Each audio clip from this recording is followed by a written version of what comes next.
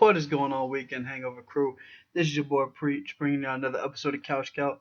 Today's scout is none other than Justin Herbert, quarterback from Oregon. He is 6'6", 237 pounds.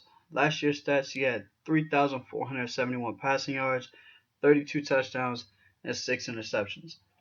Now, the reason why I didn't point out a lot of his other stats is because I want to talk more about his body of work than his stats on the field, because he has a lot of tendencies that I dislike. I'm not saying that he's a bad quarterback, because he could be pretty good in the pros. It's just there is a ton of things that I really dislike that he needs to clean up, especially as quarterback coach. Whatever team he gets to go to when he's drafted, the QB coach really needs to sit down with him and work on some of these fundamental things that needs to be changed.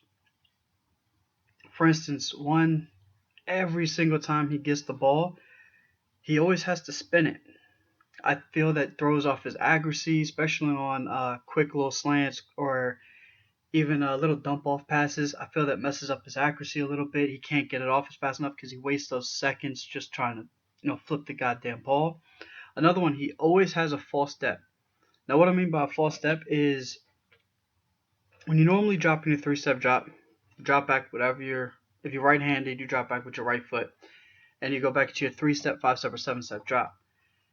For him, he has a negative step where he drops back with his left foot, then drops back with his right foot, and does his 3-step or 5-step or 7-step drop. That takes away time from doing whatever. That also throws off accuracy. This is why I think his accuracy is off when he's throwing those medium to long range balls or even the short balls or anything like that. Another thing that I dislike is everyone knows I'm a teardrop guy when you're throwing the deep ball or on certain routes. I love the teardrop. He does not do the teardrop. Not saying that he's not very accurate just because of the teardrop. It's just that's what I prefer. He's more of a straight line passer. But he can fit it in those tight situations where if a defender's on him or even two defenders, he can fit it in those tight windows. Curl routes, out routes, and stuff like that. He's really good at throwing those. It's just like I said, sometimes that false step drop, it really throws off a lot of things. He doesn't get his feet always placed.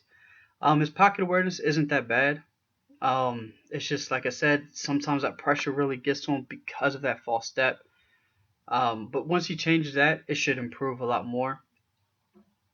Another negative thing is sometimes he has a tendency to stare down a receiver.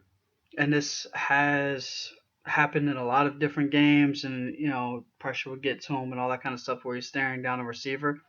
And he'll miss a wide open receiver multiple times. So that's something he can fix.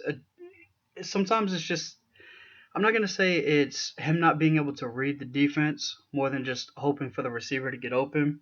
But I do think sometimes he struggles in reading the defenses. I'm not saying it's all the time or even most plays. It's just you could kind of see it a lot of the times. But truthfully, his arm strength is great.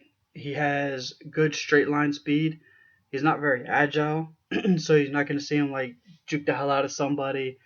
But he's not bad at it. He could be a scrambling quarterback in the NFL. He's a big body guy. But there's just a few things that me personally, I would have him wait on maybe 2 years after he's drafted and learn a lot of things. I think he'd be great behind Aaron Rodgers if he fell that far, just so he can learn a couple of things, because there's a lot of things he needs to learn and a lot of things he needs to fix up. Little small things, but things that could and need to be replaced. But if y'all love the video, please throw us a thumbs up. And if you want to be a part of the Weekend Hangover crew, subscribe to us. Until the next video, peace.